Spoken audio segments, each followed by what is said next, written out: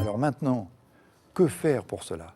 Eh bien, il va falloir faire un certain nombre de choses, c'est-à-dire s'entraîner à ce que j'appelle la troisième écoute.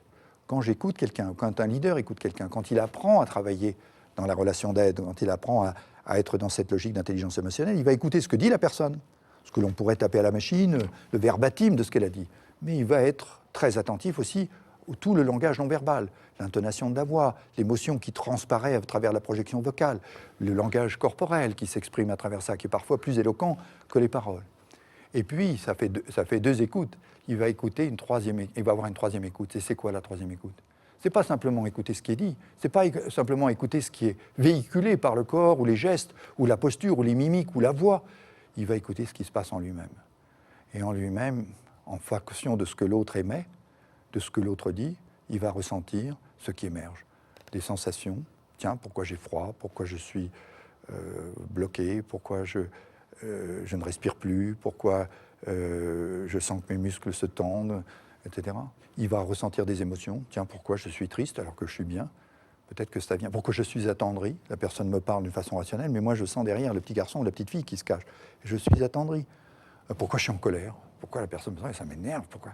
Parce que la personne me transmet sa colère que je n'ai pas identifiée. Et l'empathie, ce n'est pas la sympathie, c'est-à-dire que je ne ressens pas la même chose que l'autre. Je ressens ce que je ressens profondément, et je suis en contact avec ce que l'autre ressent. Et la différence entre les deux va être une information très intéressante. En tant que coach, ça va me donner une clé pour aider la personne à mieux prendre conscience de là où elle en est, à mieux écouter son émotion, qui est une information pour elle-même, et donc débloquer les situations. Et en tant que leader, ça va être un atout considérable pour aider, diriger, accompagner, comprendre les personnes.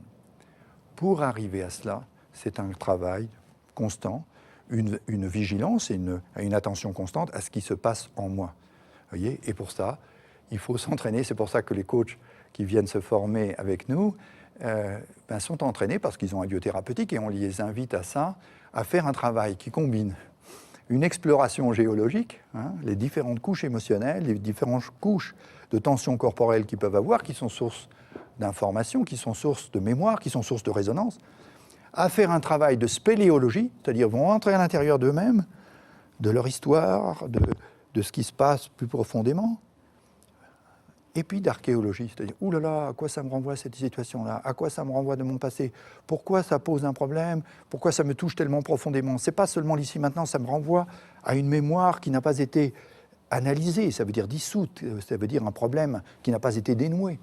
Et c'est cette ouverture-là qui va m'offrir, dans le travail d'accompagnement, une capacité d'accueil, une capacité de compréhension, une capacité d'aide extrêmement précieuse.